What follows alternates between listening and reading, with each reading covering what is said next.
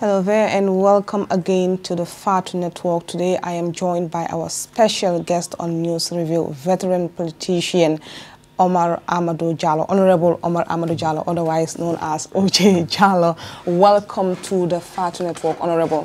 Thank you very much once again for you people to take all your time and energy to come to my home to interview me. I'm very much appreciative and I thank you very much for the contribution that the Fatu Network is doing in the need of awareness and educating the Gambian public and the Gambian people in what is happening around, both politically, socially, and culturally. And I think every Gambian needs to appreciate what the Fatu Network is doing. So thank you very much, all of you. A veteran politician, you're welcome, served as the youngest MP and of course the youngest minister in the First Republic. Not only that, you also served as the Minister of Agriculture in Barrow's administration. Yes. Honorable, you seem to have disappeared all of a sudden and no one sees you nowhere near politics. And then we know you were out of the country and you just recently returned from a long trip. How does it feel to be back?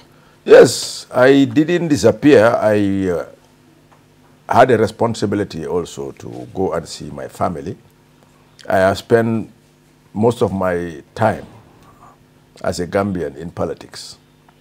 And then now I have retired from active politics and I have handed over the reign of leadership of the PPP, which I headed since 2001, when the Decree 89 was lifted. And the Central Committee of the party decided to once again appoint Sir Dawda Kairaba Jawara as the party leader and Secretary General. But at that time, Sir Dawda Kairaba Jawara was in England. And when we wrote to him, he wrote back and proposed to the Central Committee and Executive Committee of the party that as long as the party has again been registered, he is advising them and proposing to them that they appoint me as interim party leader and secretary general, as he was not in this country. And the Central Committee and the Executive Committee agreed. And so I became the secretary general and party leader. And that is why throughout those campaigns, throughout those times, I was arrested on many occasions because I make statements and I make interviews with so many of the newspapers and radios, and to maintain and strengthen and promote the legacy of Sir Dawda Kairaba Jawara and the PPP. So I thought that, as you said, if I can become MP at the age of 29 and parliamentary secretary at the age of 29, and then a minister at the age of 33, and then for 14 years under Sir Dawda Kairaba Jawara, and then another 1.5 years under President Adama Barrow, it is a high time for me to hand over to the younger generation. And then I become an advisor to that leadership. And that's what I'm doing now. So fortunately, I traveled, I went on holidays to my family in London and Birmingham. But when I came, a lot of people have seen me day before yesterday. Yes, Honorable. And before we just get into that, okay, let's pump it right there. You played a very instrumental role in the 2016 elections during the formation of the coalition. From there, you served as the Minister of Agriculture until the time of your firing. That's right. You didn't say much when you were fired. That's right. But the tone has changed, and then you took a break from politics. And then out of nowhere, we saw you reappear again. And I remember interviewing you when you were fired by President Adama Barrow. And I asked, if he calls you again to go and work for him, will you? And then you said, no. You had no reason to go back to work for President Adama Barrow. Right. But now you stand at a rally and call on Gambians to support the man. That's right. For someone who you wouldn't work for. That's right. Why? Because every human being has to have ethics and respect for yourself and defend your legacy because you have a family. I was part and parcel of the coalition, and I was one of the few with Halifa Sallah and I think one or two other people who are now leaders my auntie Fatoumata Tambajang and others, who have never missed one meeting of coalition, the executive or coalition 2016. And I was not in the coalition because I was looking forward to being appointed a minister. I was in the coalition to fight tyranny and dictatorship in Gambia, to see that Gambia is free from tyranny and from dictatorship, and not from being appointed a minister. When I was being born in Yundum, in Old Yundum, in a mud house, my father never thought that I'll be a minister. And if that powers were in my mother's house, hand and my father's hands, I'll never be a minister because I'm the seventh child. There are 3 elder children and 3 elder sisters and 3 elder sons, brothers of mine. But God says I'll be the minister. So I said, there come a time when you should be contented. That is why when I was removed from cabinet, the same day with Fatoumata Tambajang, Honorable Fatoumata Tambajang, who was the chair of the coalition, and my aunt, and D.A. Jao, and Henry Gomez, and Mrs. Cicelo. I think we were all removed the same day, but nobody had any of us say anything against Barrow. Because for me, I was not in the government because I want to be a minister. I said, if he wants to appoint me again as a minister, I will not accept it. But doesn't mean I'm not in the coalition, because the coalition is more important than OJ being a minister. Honorable, a lot of people say that coalition doesn't exist anymore. Well, the coalition doesn't exist anymore, but the coalition is what brought about change in this country. And that coalition, part of it is still existing because up to now, Adama Barrow is having the support of the PPP because James Furmus Gomez is a PPP. Ahmad Bah is NRP. Henry Gomez, advisor, GPDP. Lami Diba of Environment is NCP. Dr. Aissatou Touré, independent. He was part of the coalition. He's the vice president. And of course, Buba Aisane, who is the deputy ambassador in South Africa, was part of the executive of the coalition. And Muhammadu, the MP of Basse, is still supporting the coalition, Adama Barrow. So what I'm saying is that the coalition had a problem because when Ousainou Darboe was released from prison by the president, he made sure, he said, I was in for 3 years. He said, anybody, even the president, if he promotes 3 years, what the coalition agreed, he was going to take us all to court because a gentleman agreement, the Constitution has precedent over a gentleman's agreement. And the coalition agreement was a gentleman agreement, and that he was going to make sure Adama Barrow stays for 5 years. When we had an executive committee meeting, I proposed that as Adama Barrow was going for 3 years, we should also make sure the parliamentary elections and the council elections at that time should be through the coalitions. But the UDP say no to it, refused it. So you were in for the 3 years from the onset, from the onset, agreed by all parties in the coalition. Yes, but all the other parties also make sure they agree to the 5 years, particularly when we had that executive meeting. And then the president was president, and the UDP leadership, under Ousainou Darboe, said we should vote for those who are supporting for the coalition to go as a coalition through the parliamentary election and the council elections. Most of them voted yes, except I voted no, and then PDOIS, Halifa Sallah, abstained. So the majority voted for the 5 years, and then they also agreed to the tactical alliances which the UDP was proposing. That's why I held an election, a rally at Ladrekunda, at the Big Three, and said, for me, for the interest of Gambia and the peace for Gambia and development Gambia, if they have told me today that if I deregister the party, it will be for the interest of peace for the Gambia, I'll deregister the PPP, because for me, Gambia is far more important than the PPP. So where does your position stand regarding this whole 3 years Jotna, 5 years Jotto debacle? Now, because the majority, I always believe in democracy.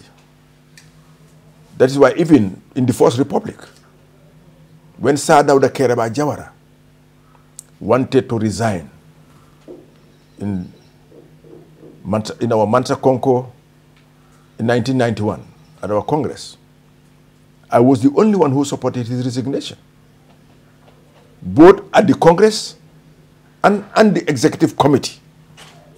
And I had a lot of people that insulted me, told me a lot of things. But when we went to the Executive Committee, out of about 48 people, I was the only one. I said, well, the majority carries the vote. So I agree to what the majority says, because I'm a Democrat. Why should I try to impose what I believe on people? Then I'm not a Democrat. That is why I'm still supporting Adama. The majority of the parties supported us to contest, for him to continue for the 5 years.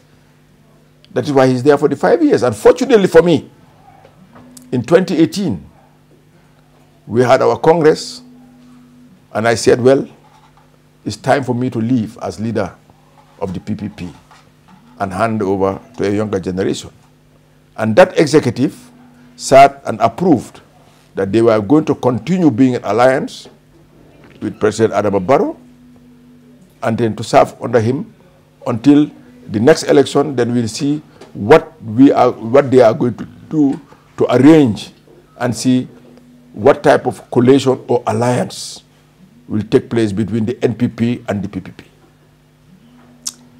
You took a break, and then you came back, and then all of a sudden, people say this is like a new romance that is brewing between the PPP and President Adama Barrow's National People's Party. And word is very strong that there could be a coalition between the two parties.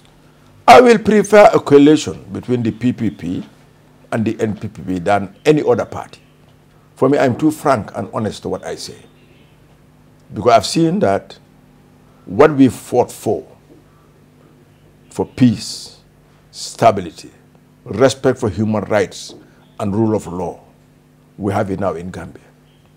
For people insulting the president, insulting the president's mother and father, saying things against him, nobody would have dared to do that during the time of Yahya Jammeh. He would have been in prison. And of course, his development projects, he's trying. Nobody can convince me that any government can come here and do better than the PPP. It's not possible. Because today, I am a Gambian and you are a Gambian thanks to Sir Dawda Kairaba Jawara and the PPP. Because the British thought that Gambia cannot stand alone, and Gambia should be the 7th region of Senegal. That's what the British thought should happen. And some of the parties then agreed with the British, but Sir Dawda refused and said Gambia should be an independent state.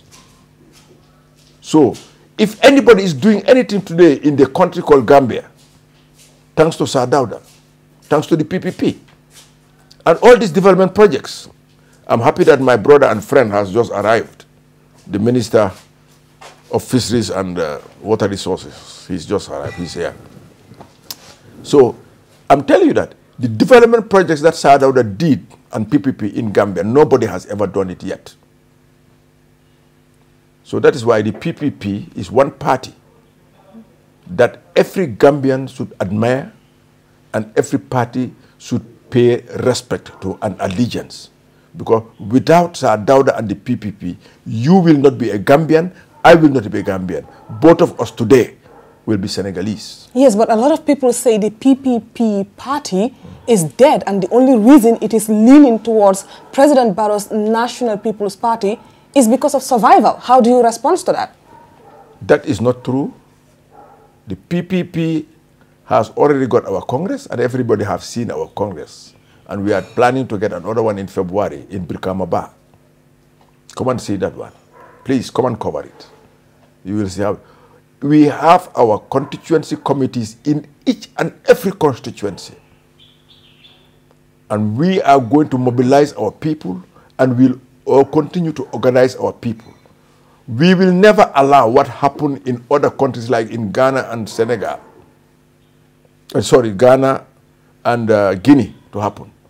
When the party of one of the most important African leaders, his party faded away, Kwame Nkrumah, and Sekou Touré in Guinea. We Gambians here will not allow that. Sadauda Keba Jawara make Gambia what it is today. And anybody building, you are building on a foundation that has been established and founded by Sadauda and the PPP.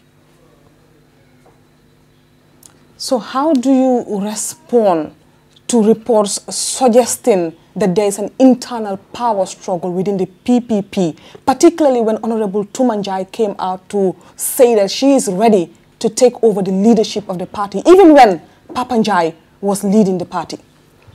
PPP, Thank Board, is one of the most democratic parties in the world, in Gambia.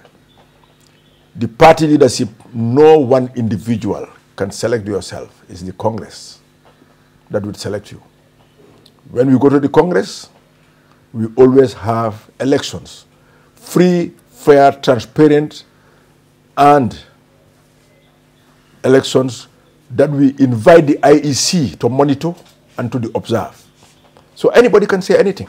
But when we go to the Congress, it left to the representatives who have come to the Congress from all the 53 constituencies who will decide who they want to lead this country, the party. And then if they go to elections, those who are interested, anybody they vote in as leader of the party and secretary general will agree to it, because the voice of the people is the voice of God. That's the motto of the party. So I have to ask you, what do you make of Papanjai's appointment as an ambassador to Nigeria, as a party leader, as someone leading a party? Because a lot of people say, this is not normal. It's okay for you to be appointed as a minister, but as a party leader, you cannot just be appointed as an ambassador. It's like the president is throwing you out, which means he is trying to destroy your party that you are leading. What do you make of his appointment? People who say that are people who think that one individual person can own a party. The PPP is not like that. We were overthrown by a dictator.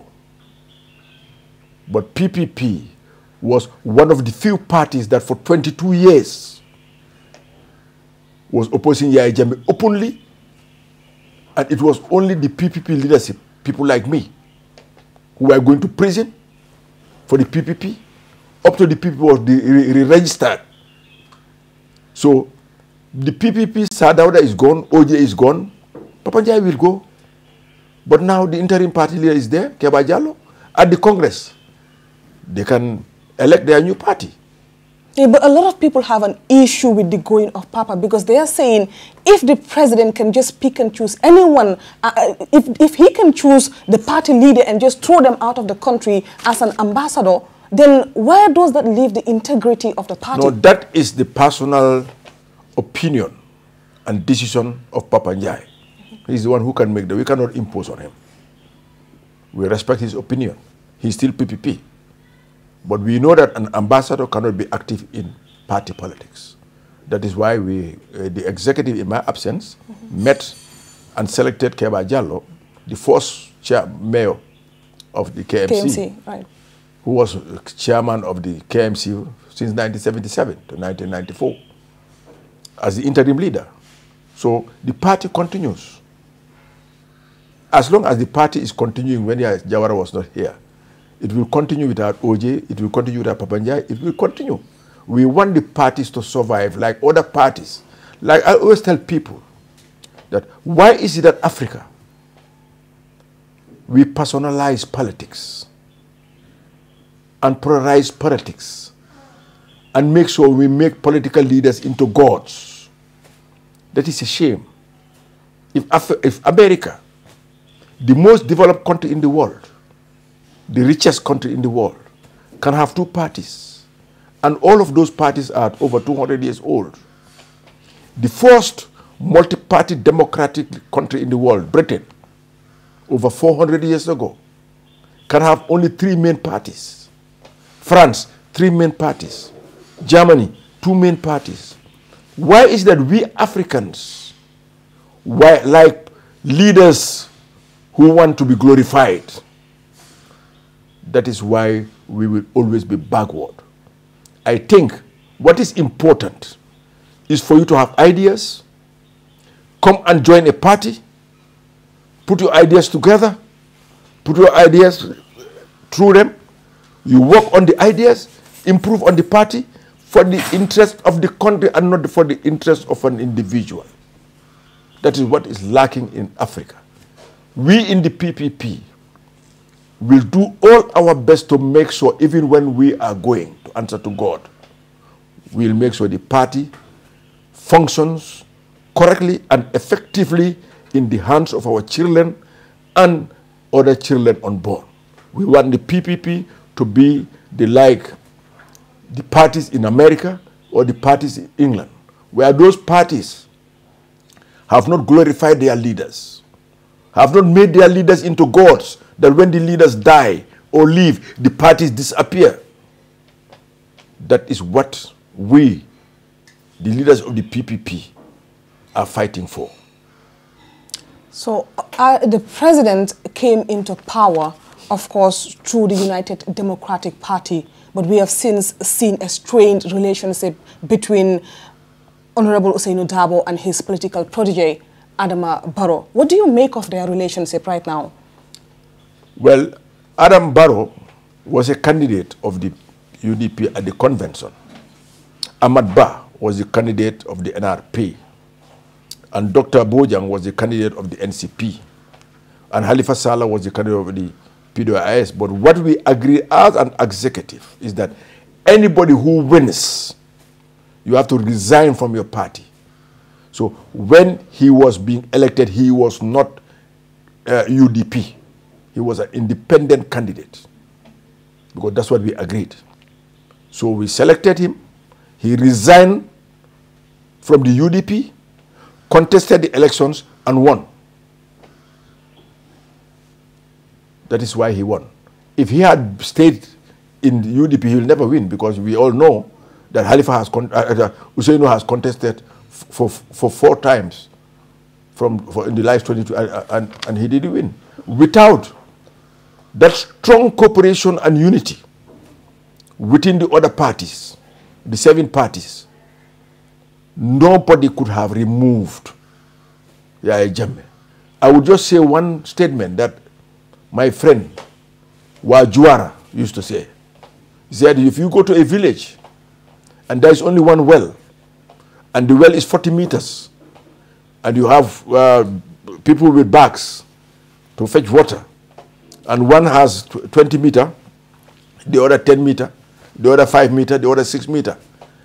And the one with 10 meters says, because I have the longest rope, I will not cooperate with the ones with the shorter ropes. All of you will die, because none of you will drink from the water. But if you come together, irrespective of the size of the party, that's why we remove Adama Barrow. That's why we remove, Yaya Jammeh.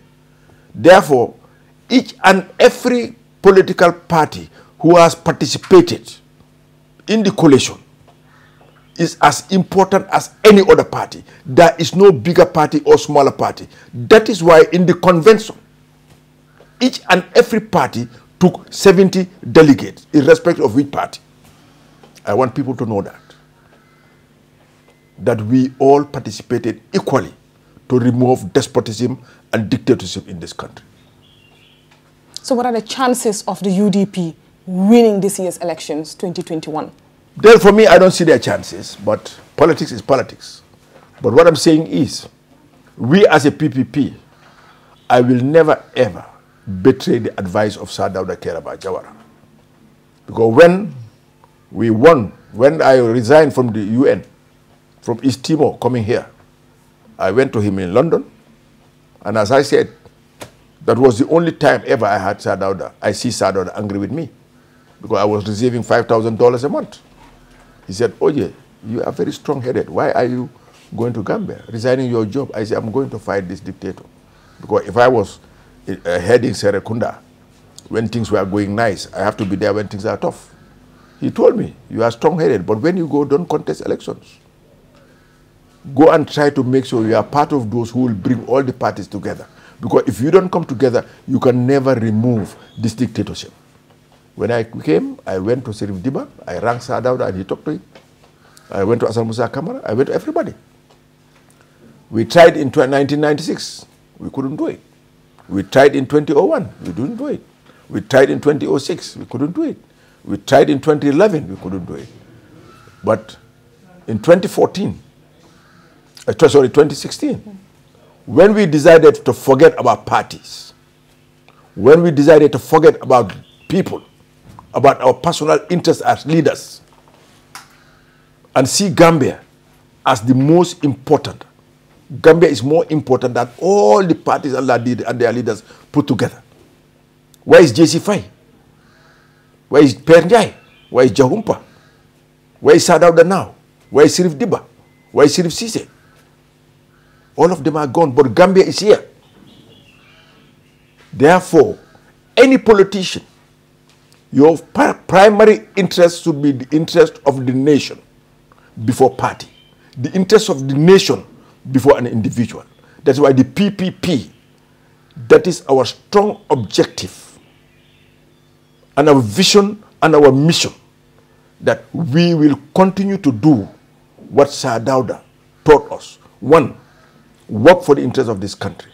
Two, eradicate tribalism and religious discrimination in Gambian politics. That's what we're going to stand for, and that's what we're going to do. Honorable, Gambian politics has definitely evolved within the past 3 years. And I know you stood at the President Meet the People's Store, and then you talked about the issue of tribal sentiments, which have actually risen recently. What do you have to advise Gambians, party leaders, and just Gambians in general, as someone who has been a career politician? What I'll advise them is, tribalism brings instability. Religious discrimination brings instability. And instabilities from these two areas are difficult to quench. We have seen in countries in Africa where people have been killing each other for generations because of tribalism and religious discrimination. During Sir Dawda's tenure, everybody knew that this gentleman sitting here, James Gomez, is a Manjago and a Christian. How many compounds of Manjagos do you have in Banjul? And what is the percentage of Christian population in Banjul? But we made him our mayor up to 1994. Sir Dawda was born in Barajali, bred in Banjul, but he became a member of parliament in Birkama. They never see the area where you are born. Hassan Musa Kamara was born in Basse. He was the MP for Kantora. MC Cham was born in Basse. He became the member of Parliament for Tumana. MC Jallo was in Basse. He became the member of parliament for Jimara. BLK Sanyang was born in Buyam. He became member of parliament for Sibano. Numukura Dabo, the father of Usenu Dabo, was born in Same district. But he became a member of parliament for Fuladu. You know, Amankani was born in Jara. He became a member of parliament for Kiang. Echose Megajane was born in 15 Pasiberan Street, 15 Hagan Street. Sarhule became a member of parliament in Kiang. Ebi Njai, a Wolof, born in Banjul, became a member of parliament for Kombo North. Do you see any Wolof village in Kombo North? Oje Jallo, myself, born in Olyundum, bred in Serekunda, became a member of parliament for Serekunda. PPP has never ever tolerated tribalism, has never tolerated religious discrimination. And that is what we are going to continue as a policy.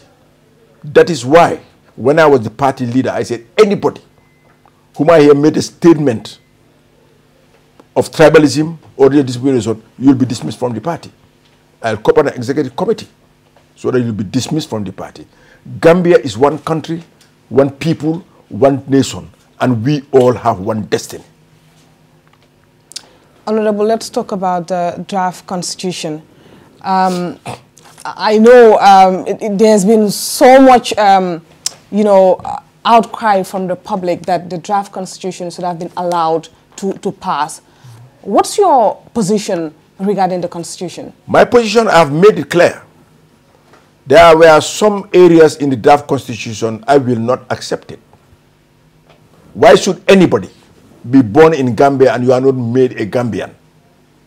When I've seen some of my sisters, my brothers, their wives, going to America, Gambian, have their kids there within 1 month, they come back home in Gambia with an American passport. What is wrong with us Africans? Who among us have not got a grandfather or a father from Senegal, not coming from Senegal or Mali, from Guinea? Me, I'm talking to you today. My mother is Sierra Leonean. My brother who came next to me died in Sierra Leone, the same mother and father with me. He died in Makeni. My father's father came from Senegal, converted a Christian in Banjul, 16 Perseverance, married her, and got my father and the elder sister and the younger sister. Why should we Africans not be able to tolerate each other? The second one is the removal of some of the powers of the presidents. Where in Africa do you go and make sure you see a president who cannot appoint a minister? Then what is the use of the president? And so many others. I think really, and I said it when they came to Carnifing, the CRC. I told them what I feel about it when they were making their consultation. And they have agreed to put some things in the constitution which were against, which the public, the general public in Gambia were against. So I don't think that is right. I think they should look back into it and make sure they put into the constitution things that are acceptable to the majority of the Gambian people. Well, we are now at the stage of looking back at the constitution, but it's not taken back to the National Assembly or at grassroots level for the people to look at it again. It seems government have turned to mediation expert, the former president of Nigeria, Dr. Goodluck Jonathan, which a lot of people have actually criticized the Barrow government for. What do you think? I don't know why he was here, but I think if I was around, I will advise that they should only do what Halifa Sallah advised before even setting up the CRC. The 1997 constitution was one of the best in Africa. But Yahya Jammeh, because of his dictatorship tendencies, amended the constitution 53 times. Why can't we not go and make sure the parliament bring back all those amended versions and portions of the constitution and improve on some of the other areas of the constitution? Because when that constitution was first established, it was one of the best in Africa. But because Yahya Jammeh wanted to strengthen his dictatorial tendencies and his personal control over everything, he amended the constitution more than any constitution in Africa. That is why Halifa Sallah at one time said, we should just take back that constitution, go back to parliament, and bring back all those areas which were, and look into all those areas which were amended, and then improve on some of them. we will not have been in this situation today. You think government could have saved the millions and millions of dollars that they've spent on this draft constitution? Yeah, one thing I tell you, human beings are never perfect. That is why you can never ever have a perfect organization nor a perfect government. Our imperfections will rear their heads in whatever we do, in whatever we are, whether in government, whether in organization, whether in institutions. So nobody should blame one individual for being what we are today. We are going to make sure, we try to make sure we get the government to make everything possible so that we can have the new constitution before the next elections, and then we make sure we work within ourselves in peace and stability and make sure we get what we want. Honorable, before I let you go, a comment you made at the Bundung rally, which I want you to actually address. You've said something to the effect of going against President Adama Barrow is going against God. Yes. What do you mean by that? I meant what I'm saying because I'm a believer. I'm a Muslim. And everybody knows that God's never come down here and face people and do that things for people.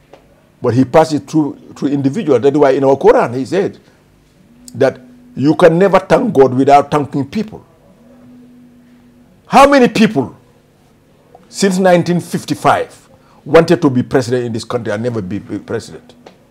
How many people in the 22 years of Yahya Jammeh wanted to be president and never be president?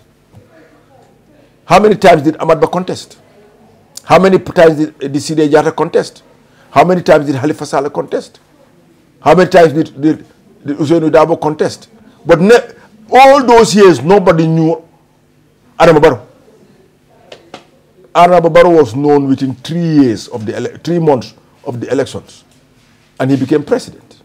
So I believe that because of that, and I believe that we came together, thanks to God's guidance. And as long as that, we should not allow ourselves to make sure we start fighting each other. Because that's what Sada told me, and I said it there. But OJ, you people have achieved what you wanted. But please, don't betray each other.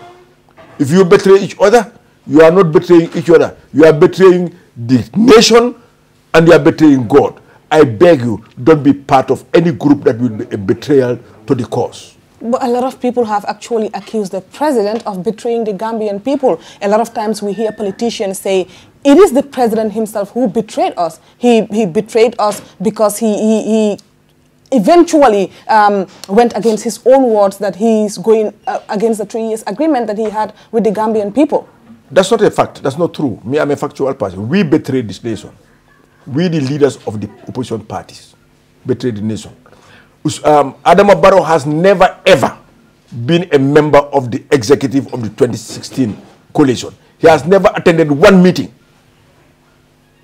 But when we, as parties, refuse to respect our own agreement, particularly the UDP, which said that they were not going to respect the agreement, they were going to contest on their own, because that, if they don't, it will undermine the powers and the integrity of their party. And some of the other parties supported that. Are you going to blame Adama Barrow for that? No. Because if we have agreed of continuing to be in the coalition, into the parliamentary and into the council election, we will still continue to control Adama Barrow. So why should you blame him for damages that are caused by member parties that were part of the coalition? For me, my honesty will not allow me to blame somebody for the mistake that I have made. No. We, the leaders of the other parties, all other parties, are the people who created the problems. We should blame ourselves if there is anything for us to blame, and not Adama Barrow. And what are the chances of President Adama Barrow winning this year's elections? It's left to the Gambian people. Everybody is campaigning. If the people of the Gambia decide to vote for him to be president, he continues to be president. If things and other candidates. Now we have 16 parties. And I think we'll have 16 candidates to contest as president. If they vote for somebody else and that person wins, then we know that is the person that the Gambian people choose. We cannot say about anybody winning till we the bridge and cross it. We have not reached the bridge yet. Right, we will cross the bridge when we get there. Honorable, what do you have to say to the Gambian people before we go? Appealing to the Gambian people, particularly the young people, that if you are going to hunt, if you are going hunting and you have a gun, you will not bring you don't have a bullet. You don't bring any meat home. So let every young Gambian, male and female, particularly young people, make sure they register to vote in the next elections. And I'm appealing to them that let none of them vote on the premises of tribe, religion, of area of origin. That is dividing the Gambia. That is why when the Protected People's Party came to choose Sir Dawda as their leader, Sir Dawda told them, I cannot lead a party that is sectional.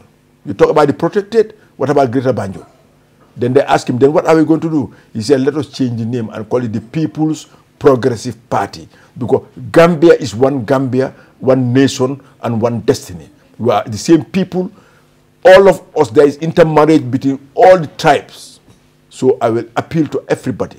There is everybody who has families in the other religions. That please let us avoid political, religious, and tribal discrimination. To be politicians, we should not be enemies. For me, all those who are opposing me in the First Republic are still my best friends. We sit down, we chat, we drink attire together, we do everything together. There was no enmity. Why should we allow politics to divide us? Religion is more powerful and more important. And for me, from childhood, my best friends are Catholics up to today. That's why I'm appealing to all Gambians, particularly young people. Let us see Gambia first before religion. Let us see Gambia first before tribe. Let us see Gambia first before party. Thank you. Thank you very much, Honorable Amadou Omar Jallow. Amadou. Omar Amadou Jallow. Amadou is my dad. Okay. Thank you very much, Honorable Omar Amadou Jallow. Thank you very much for granting us this interview. Thank you very Honorable. much. We really appreciate it's a pleasure. it. Thank you very much. That will be it. Thank you all very much. Thank you very much. Can you go on it? Tay.